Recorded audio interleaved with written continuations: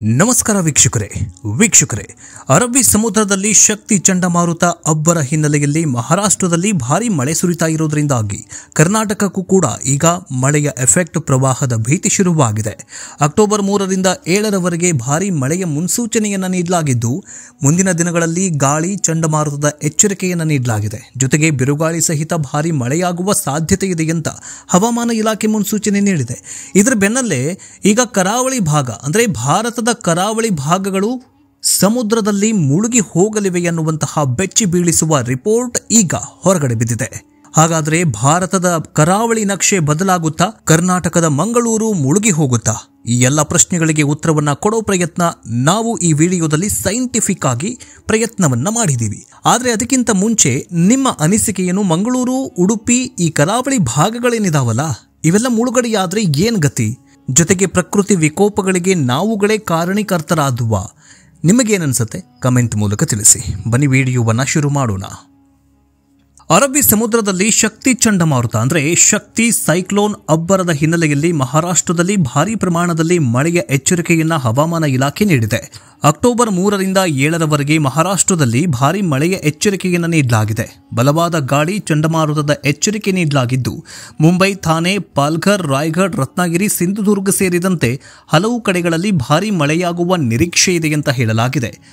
ಇನ್ನು ಗುಜರಾತ್ನ ದ್ವಾರಕಾದಿಂದ ಸುಮಾರು 250 ಕಿಲೋಮೀಟರ್ ಪಶ್ಚಿಮ ನೈಋತ್ಯಕ್ಕೆ ಚಂಡಮಾರುತ ಕೇಂದ್ರೀಕೃತವಾಗಿದೆ. ಇನ್ನು ಈ ಚಂಡಮಾರುತ ಇನ್ನಷ್ಟು ಬಲಗೊಳ್ಳುವ ಸಾಧ್ಯತೆ ಇದೆ ಅಂತ ಹೇಳಲಾಗಿದೆ. ಗಂಟೆಗೆ 8 ಕಿಲೋಮೀಟರ್ ವೇಗದಲ್ಲಿ ವಾಯುವ್ಯಕ್ಕೆ ಚಲಿಸಲಾಗಿದ್ದು ಪಶ್ಚಿಮ ನೈಋತ್ಯ ದಿಕ್ಕಿನಲ್ಲಿ ಮಧ್ಯ ಅರಬ್ಬಿ ಸಮುದ್ರದ ಕಡೆಗೆ ಸಾಗುವ ನಿರೀಕ್ಷೆ ಇದೆ ಅಂತ ಹೇಳಲಾಗಿದೆ. ಇದರ ಹೊರತಾಗಿ ಮಹಾರಾಷ್ಟ್ರದಲ್ಲಿ ಮಳೆ ಬೀಳ್ತಾ ಇದೆ ಅಂತಂದ್ರೆ ಕರ್ನಾಟಕಕ್ಕೂ ಕೂಡ ಎಫೆಕ್ಟ್ ತಪ್ಪಿದ್ದಲ್ಲ. ಉತ್ತರ ಕರ್ನಾಟಕ ಭಾಗದ ಬೆಳಗಾವಿ, ವಿಜಯಪುರ ಸೇರಿದಂತೆ ಅನೇಕ ಜಿಲ್ಲೆಗಳಿಗೆ ಮಳೆಯ ಎಚ್ಚರಿಕೆ ಜೊತೆಗೆ ಪ್ರವಾಹದ ಭೀತಿ ಎದುರಾಗಿದೆ. ಇದೆಲ್ಲವೂ ಕೂಡ ಅಂದರೆ ಈಗ ಮಳೆಗಾಲ ಎಲ್ಲ ಮುಗಿತಾ ಬಂತು, ಈಗ ಚಂಡಮಾರುತ ಫಾರ್ಮ್ ಆಗಿದೆ, ಈಗ ಚಂಡಮಾರುತ ಬೀಸ್ತಾ ಇರೋದ್ರಿಂದಾಗಿ ಇದು ಪ್ರಕೃತಿ ವಿಪ್ಲವದ ಒಂದು ಸೂಚನೆ ಅಂತ ಹೇಳಲಾಗ್ತಾ ಇದೆ. ಇನ್ನು ನಿಮ್ಮಲ್ಲೂ ಕೂಡ ಮಳೆ ಬೀಳ್ತಾ ಇದೆಯಾ? ಕಮೆಂಟ್ ಮೂಲಕ ತಿಳಿಸಿ. ಇನ್ನು ನಮ್ಮ ದೇಶದ ಕರಾವಳಿ ತೀರದ ಉದ್ದ ಯುದ್ಧವಿಲ್ಲದೆ ಭೂಮಿ ವಶಪಡಿಸದೆ 50% ಹೆಚ್ಚಾಗಿದೆ. ಈ ಹಿಂದೆ 7516 ಕಿಲೋಮೀಟರ್ ಉದ್ದ ಕರಾವಳಿ ತೀರ ಇತ್ತು. ಆದ್ರೀಗ 11,098 ಕಿಲೋಮೀಟರ್ ಆಗಿದೆ. ಅತ್ಯಾಧುನಿಕ ತಂತ್ರಜ್ಞಾನ ಮತ್ತು ದ್ವೀಪಗಳ ಹೊಸ ಲೆಕ್ಕಾಚಾರದಿಂದ ಇದು ಸಾಧ್ಯವಾಗಿದೆ. ಆದರೆ ಕರಾವಳಿ ಭಾಗ ಮುಳುಗಡೆಯಾಗುವ ಸಾಧ್ಯತೆ ಇದೆ ಅಂತ ಹೇಳಲಾಗುತ್ತೆ. ಕಾರಣ ಪ್ರಕೃತಿ ವಿಪ್ಲವ, ಪ್ರಕೃತಿ ವಿಕೋಪ. ಪ್ರಪಂಚದಾದ್ಯಂತ ಜನರನ್ನ ಆಕರ್ಷಿಸುವ ಥೈಲ್ಯಾಂಡ್ ತನ್ನ ರಾಜಧಾನಿಯನ್ನ ಬ್ಯಾಂಕಾಕ್ಗೆ ಬದಲಾಯಿಸಬೇಕಾದ ಅನಿವಾರ್ಯತೆ ಬರುವ ಸಾಧ್ಯತೆ ಇತ್ತು ಅಂತ ಹೇಳಲಾಗಿತ್ತು. ಆದ್ರೀಗ ಥೈಲ್ಯಾಂಡ್ನ ರಾಜಧಾನಿ ಬ್ಯಾಂಕಾಕ್ ಆಗಿ ಬದಲಾಗಿದೆ. ಇದಕ್ಕೆ ಕಾರಣ ಜಾಗತಿಕ ಹವಾಮಾನ ಬದಲಾವಣೆ. ಯಾಕಂತಂದ್ರೆ ಹೆಚ್ಚುತ್ತಾ ಇರುವ ಸಮುದ್ರ ಮಟ್ಟದಿಂದ ಥೈಲ್ಯಾಂಡ್ ತನ್ನ ರಾಜಧಾನಿಯನ್ನ ಬ್ಯಾಂಕಾಕ್ಗೆ ವರ್ಗಾಯಿಸುವ ನಿಟ್ಟಿಗೆ ಬಂದ್ಬಿಟ್ಟಿದೆ. ಶತಮಾನಗಳ ಹಿಂದೆ ಅಂದರೆ ಶತಮಾನದ ಅಂತ್ಯದ ವೇಳೆಗೆ ಬ್ಯಾಂಕಾಕ್ನ ಕರಾವಳಿ ಪ್ರದೇಶ ಸಮುದ್ರದೊಳಗಡೆ ಮುಳುಗಡೆಯಾಗಿತ್ತು. ಅಂದರೆ ಥೈಲ್ಯಾಂಡ್ನ ಈ ಬ್ಯಾಂಕಾಕ್ ನಗರ ಮಳೆಗಾಲದಲ್ಲಿ ದಿನಗಳಲ್ಲಿ ಭಾರೀ ಪ್ರವಾಹವನ್ನ ಎದುರಿಸಲು ಪ್ರಾರಂಭವಾಗಿಸುತ್ತೆ.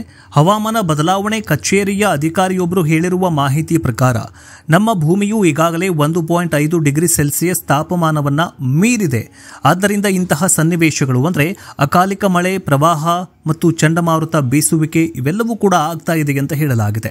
ಹವಾಮಾನ ಬದಲಾವಣೆಯಿಂದಾಗಿ 2050ರ ವೇಳೆಗೆ ವಿಶ್ವದ ಅನೇಕ ನಗರಗಳು ಮುಳುಗಬಹುದು ಅಂತ ಹೇಳಲಾಗಿದೆ. ಇದರ ಜೊತೆಗೆ ಅಮೆರಿಕದ ಸವಾನ್ನಾ ಮತ್ತು ನ್ಯೂ ಓರ್ಲಿಯಾನ್ಸ್, ಗಿನಿಯಾದ ರಾಜಧಾನಿ ಜಾರ್ಜ್ ಟೌನ್, ಥೈಲ್ಯಾಂಡ್ನ ರಾಜಧಾನಿ ಬ್ಯಾಂಕಾಕ್, ಭಾರತದ ಕೋಲ್ಕತ್ತಾ ಮತ್ತು ಮುಂಬೈ, ವಿಯೆಟ್ನಾಂನ ಹೋ ಚಿ ವುನ್ ನಗರ, ಇಟಲಿಯ ವೆನಿಸ್ ನಗರ, ಇರಾನ್ನ ಬಾಸ್ರಾ, ನೆದರ್ಲ್ಯಾಂಡ್ನ ಆಮ್ಸ್ಟರ್ಡಮ್ ಡ್ಯಾಮ್ ಸೇರಿದಂತೆ ಅನೇಕ ನಗರಗಳು ಮುಳುಗಡೆಯಾಗಲಿವೆ ಅಂತ ಹೇಳಲಾಗಿದೆ.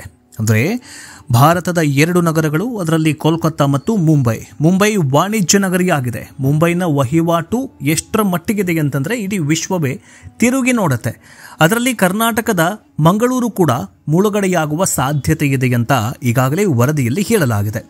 ಮಂಗಳೂರು ಮತ್ತು ಮುಂಬೈ ಹಾಗೂ ಕೋಲ್ಕತ್ತಾ ಈ 3 ಪ್ರದೇಶಗಳೇನಿದಾವಲ್ಲ ಈ 3 ಪ್ರದೇಶಗಳು ಭಾರತಕ್ಕೆ ಮಹತ್ವದ್ದಾಗಿದೆ.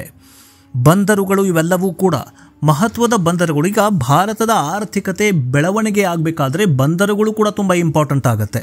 ಈಗಾಗಲೇ ಗುಜರಾತ್ನ ಪೋರ್ ಬಂದರು ಇದೆ, ಮಹಾರಾಷ್ಟ್ರದ ಮುಂಬೈ ಇದೆ, ಕರ್ನಾಟಕದ ಮಂಗಳೂರು ಇದೆ. ಆ ಕಡೆ ಪಶ್ಚಿಮ ಬಂಗಾಳದ ಕೋಲ್ಕತ್ತಾ ಇದೆ. ಇವೆಲ್ಲವೂ ಕೂಡ ವಿದೇಶದಿಂದ ಬರುವಂತಹ ವಸ್ತುಗಳನ್ನು ಆಮದು ಮತ್ತು ರಫ್ತು ಮಾಡುವುದಕ್ಕೆ ಬಳಕೆ ಮಾಡಲಾಗುತ್ತೆ. ಅಂದರೆ ಸಮುದ್ರದ ಪರವಾಗಿ, ಸಮುದ್ರದ ಮಾರ್ಗವಾಗಿ ವ್ಯವಹಾರ ಮಾಡುವಂತಹ ಸಂದರ್ಭದಲ್ಲಿ ಇವೆಲ್ಲವೂ ಕೂಡ ಯೂಸ್ ಆಗುತ್ತೆ. ಆದರೆ ಈಗ ಸಮುದ್ರದ ಮಾರ್ಗ ಈಗ ಬದಲಾವಣೆಯಾಗುವ ಸಾಧ್ಯತೆ ಇದೆ, ಬಂದ್ ಆಗುವ ಸಾಧ್ಯತೆ ಇದೆ. ಕಾರಣ ಜಾಗತಿಕ ತಾಪಮಾನ ಹೆಚ್ಚಳದಿಂದಾಗಿ ಮಂಗಳೂರು ನಗರ ಮುಳುಗುವ ಸಾಧ್ಯತೆ ಇದೆ ಅಂತ ಈಗಾಗಲೇ ಕೆಲವೊಂದಿಷ್ಟು ಇಂಟರ್ನ್ಯಾಷನಲ್ ವರದಿಗಳು ಹೇಳಿವೆ. ಇನ್ನು ಮುಂಬೈ ಕೂಡ ಅಷ್ಟೇ. ಮುಂಬೈ ಈಗಾಗಲೇ ಕೆಲವೊಂದಿಷ್ಟು ಪ್ರದೇಶಗಳು ಈಗಾಗಲೇ ಮುಂಬೈನ ಅಂದರೆ ಸಮುದ್ರದ ಒಳಗಡೆ ಮುಳುಗಡೆಯಾಗಿದೆ. ಇನ್ನು ಮುಂದಿನ ದಿನಗಳಲ್ಲಿ ಸಂಪೂರ್ಣವಾಗಿ ಮುಂಬೈ, ಬಾಂದ್ರಾ ಇವೆಲ್ಲವೂ ಕೂಡ ಮುಳುಗಡೆಯಾಗುವ ಸನ್ನಿವೇಶ ತುಂಬ ದಿನ ಹತ್ತಿರ ಇದೆ ಅಂತ ವರದಿ ಹೇಳ್ತಾ ಇದೆ. ಇನ್ನು ಕೋಲ್ಕತ್ತಾದ ಕೆಲವೊಂದಿಷ್ಟು ಭಾಗಗಳು ಈಗಾಗಲೇ ಬಾಂಗ್ಲಾದೇಶ ಮತ್ತು ಭಾರತದ ನಡುವೆ ಇರುವಂತಹ ಜಲಸಂಪರ್ಕ ಜಲಮಾರ್ಗಗಳು ಈಗಾಗಲೇ ಮುಳುಗಡೆಯಾಗಿವೆ. ಈಗ ಕೋಲ್ಕತ್ತಾ ಸಂಪೂರ್ಣವಾಗಿ ಮುಳುಗಡೆಯಾಗುವ ಸನ್ನಿವೇಶ ಸನ್ನಿಧವಾಗಿದೆ. ಅಂದರೆ ತುಂಬ ಬೇಗ ಮುಳುಗಡೆಯಾಗತ್ತೆ ಅಂತ ಹೇಳಿಕೆಯನ್ನು, ಅಂದರೆ ಒಂದು ರಿಪೋರ್ಟ್ ಹೇಳಲಾಗಿದೆ. ಅದೇನೇ ಆಗಲಿ, ಈಗ ಪ್ರಕೃತಿ ವಿಪ್ಲವಗಳು ಮತ್ತು ಈ ಜಾಗತಿಕ ತಾಪಮಾನ ಏರಿಳಿಕೆಯಿಂದಾಗಿ ಗ್ಲೇಷಿಯರ್ ಅಂದರೆ ಹಿಮಗುಡ್ಡಗಳು, ಸಮುದ್ರದಲ್ಲಿ ಇರುವಂತಹ ಹಿಮಗುಡ್ಡಗಳು ಕರಗುತ್ತಾ ಇವೆ. ಈ ಹಿಮಗುಡ್ಡಗಳು ಕರಗಿದ್ವು ಅಂತಂದರೆ ಅಫ್ಕೋರ್ಸ್ ಸಮುದ್ರದ ಮಟ್ಟ ಏರಿಕೆಯಾಗತ್ತೆ. ಅಫ್ಕೋರ್ಸ್ ಏನಂತಂದರೆ ಸಮುದ್ರದ 1/3 ಬರೀ ಸಮುದ್ರವೇ ಇದೆ, ಒಂದು ಭಾಗ ಮಾತ್ರ ನೆಲ ಇದೆ, 1-3 ಬರೀ ಸಮುದ್ರ ಇದೆ ಅಂತ ಹೇಳಬಹುದು. ಒಂದು ಗುಡ್ಡ ಕರಗಿದ್ರೆ ಏನು ವ್ಯತ್ಯಾಸ ಆಗೋದಿಲ್ಲ ಅಂತ ನೀವು ಕೇಳಬಹುದು. ಆದರೆ ಈ ಸಮುದ್ರದಲ್ಲಿ ಇರುವಂತಹ ಹಿಮಗುಡ್ಡಗಳಿದಾವಲ್ಲ, ಇದು ಒಂದು ಅಮೇರಿಕಾ ಅಥವಾ ಏಷ್ಯಾ ಅಂದರೆ ದೊಡ್ಡ ದೊಡ್ಡ ಆಫ್ರಿಕಾದಂತಹ ಖಂಡದಂತಹ ದೊಡ್ಡ ದೊಡ್ಡ ಹಿಮಗಡ್ಡೆಗಳು ಸಮುದ್ರದಲ್ಲಿ ಆಳವಾಗೇ ಇವೆ. ಜಾಗತಿಕ ತಾಪಮಾನ ಹೆಚ್ಚಳವಾಗಿದ್ದೆಯಾದಲ್ಲಿ ಆ ದೊಡ್ಡ ದೊಡ್ಡ ಬೃಹದಾಕಾರದ ಹಿಮಗುಡ್ಡಗಳು ಕರಗೋದಕ್ಕೆ ಶುರುವಾದವು ಅಂತಂದರೆ ಮಟ್ಟ ಅಂದರೆ ಸಮುದ್ರದಲ್ಲಿರುವಂತಹ ನೀರಿನ ಮಟ್ಟ ಹೆಚ್ಚಳವಾಗುತ್ತೆ. ಹೆಚ್ಚಳವಾದರೆ ಕರಾವಳಿ ಭಾಗಗಳು, ಏನು ವಿಶ್ವದ ಕರಾವಳಿ ಭಾಗಗಳು ಅಫ್ಕೋರ್ಸ್ ಮುಳುಗಡೆಯಾಗುವ ಭೀತಿಯಲ್ಲಿರುತ್ತೆ. ಈಗ ಮಂಗಳೂರು ಅಷ್ಟೇ, ಮಂಗಳೂರಿನ ಕೆಲವೊಂದಿಷ್ಟು ನೀವು ನೋಡಬಹುದು, ಕೆಲವೊಂದಿಷ್ಟು ಭಾಗಗಳು ಈಗಾಗಲೇ ಮುಳುಗಡೆಯಾಗ್ತಾ ಬಂದಿವೆ. 1 ಸೆಂಟಿಮೀಟರ್ ಸಮುದ್ರದ ಮಟ್ಟ ಏರಿಕೆಯಾದರೆ ಅದೆಷ್ಟೋ ಕಿಲೋಮೀಟರ್ ಗಟ್ಟಲೆ ಅದೆಷ್ಟೋ ನಗರಗಳು ಮುಳುಗಡೆಯಾಗತ್ವೆ ಅನ್ನುವಂತಹ ವರದಿಯೂ ಕೂಡ ಇದೆ. ಇನ್ನು ನಗರಗಳು ಸಮುದ್ರದಲ್ಲಿ ಮುಳುಗಡೆಯಾಗುತ್ತವೆ ಅಂತ ಮೆಗಾ ಸುನಾಮಿಯೂ ಕೂಡ ಅಪ್ಪಳಿಸುತ್ತೆ ಅಂತ ಹೊಸ ಬಾಂಬ್ ಸಿಡಿಸಿದ್ದಾರೆ ಬಾಬಾ ವಾಂಗ. ನೈಸರ್ಗಿಕ ವಿಕೋಪದಿಂದ ಹೆಚ್ಚಾಗಿ ತೊಂದರೆ ಅನುಭವಿಸ್ತಾ ಇರುವ ದೇಶಗಳಲ್ಲಿ ಜಪಾನ್ ಕೂಡ ಒಂದಾಗಿದೆ. ಅಲ್ಲಿ ಭೂಕಂಪ, ಸಮುದ್ರದಲ್ಲಿ ಅಲೆಗಳ ಅಬ್ಬರ ಮುಂತಾದ ವಿಕೋಪಗಳು ನಡೆಯುತ್ತಲೇ ಇರುತ್ತೆ. ಈಗ ಜಪಾನ್ ದೇಶದ ಮೆಂಗಾ ಕಲಾವಿದೆ ಅಥವಾ ಹೊಸ ಬಾಬಾ ವಾಂಗ ಕರೆಯಲ್ಪಡುವಂತಹ ಅರಿಯೋ ಟುಕ್ಸುಕಿ ಇನ್ನೊಂದು ಭಯಾನಕ ಭವಿಷ್ಯವಾಣಿಯನ್ನು ನುಡಿದಿದ್ದಾರೆ. ಇವರು ಭವಿಷ್ಯವಾಣಿಯಲ್ಲಿ ಜನರು ಎಷ್ಟು ಭಯಭೀತರಾಗಿದ್ದಾರೆ ಅಂತಂದರೆ ತಮ್ಮ ಪ್ರವಾಸಗಳನ್ನು, ಅಂದರೆ ಜಪಾನ್ಗೆ ಪ್ರವಾಸಗಳನ್ನು ರದ್ದು ಮಾಡಿದ್ದಾರೆ. ಜಪಾನ್ ಸರ್ಕಾರ ಅಂದರೆ ಜಪಾನ್ ಪೂರ್ತಿಯಾಗಿ ಸಮುದ್ರದಲ್ಲಿ ಮುಳುಗಿ ಹೋಗ್ಬಿಡತ್ತೆ ಅನ್ನುವಂತಹ ಭವಿಷ್ಯವಾಣಿಯನ್ನು ನುಡಿದಿದ್ರು. ಆ ಭವಿಷ್ಯವಾಣಿ ನಿಜವಾಗತ್ತೆ ಅಂತಲೂ ಕೂಡ ಕೆಲವೊಂದಿಷ್ಟು ಜನ ವಿಜ್ಞಾನಿಗಳು ಕೂಡ ಹೇಳ್ತಾಗಿದ್ದಾರೆ.